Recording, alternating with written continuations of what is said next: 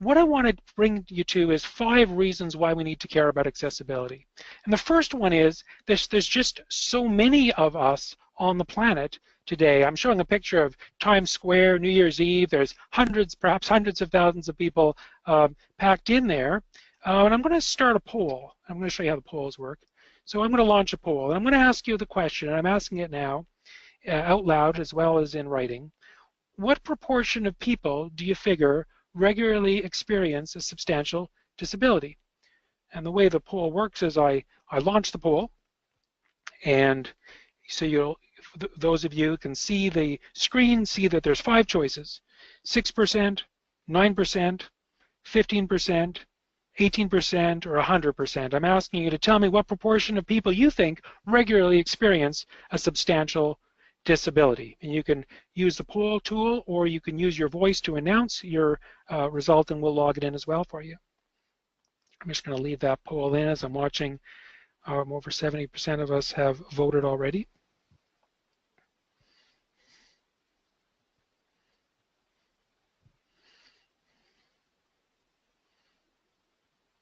All right, it looks like almost everyone has now voted. We're over 80%. Let's leave it open a few more moments. And I'm going to close the poll now. And here's our results. So what do we got? Well, so the majority of us felt that chose the 4th of the 5 answers, 18%. So the majority of us were thinking 18% of people live with a substantial disability. And you're kind of right. I think it's 100%. We'll see why that is soon enough.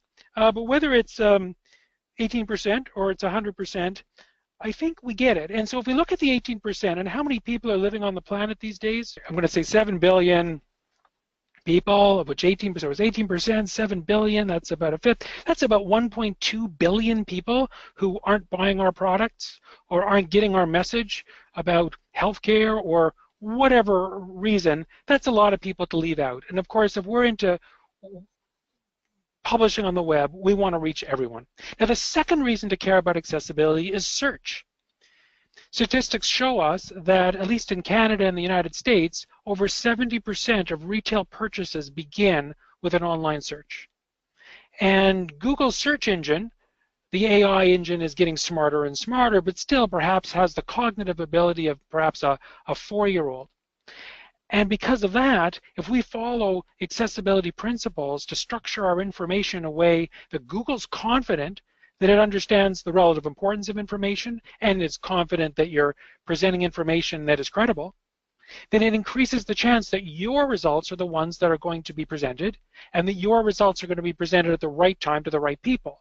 And everyone wants that. For many organizations we've worked with, search it alone was worth the investment in creating an accessible product. The third reason, and I'm showing a picture right now of Stephen Hawking as an example of the importance from a human resources perspective, that if we want to attract and retain the very best people, there's not an HR department on the planet that wants to eliminate 18% of the potential people to help make their organization succeed right off the bat, because you can't work there. And indeed, part of our process with creating accessible products isn't just to make sure that the output, the end product, is accessible. We actually want to create products in a way that everyone can be involved in every step of the process of creating the product, whether it's the content management system authoring in a website, or if we're creating a document that even while the document is still in Word or PowerPoint, we want an accessible experience and not just wait for the final publishing of the website or the publishing of the let's say a resulting PDF or EPUB file. The fourth reason is the social justice reason. It's just the love. I'm showing a picture of someone who looks shockingly like me hugging a tiger, and well, it's just the right thing to do. Here in Canada, we may not be the most glamorous country on the planet, but a lot of people do give us kudos for often demonstrating how we can create a civilization that doesn't leave folk behind. But the fifth reason is the regulatory reason, and whether it's federal regulations or provincial or state regulations, or we're all federations here. Hey, Canada, U.S., Australia, we're all federations. All right. So we can talk federal. Okay. So at the federal level, a lot of you I know are here because it's being demanded of you that in order to comply, to meet or exceed what the government is now demanding, that you need to know how to do these things.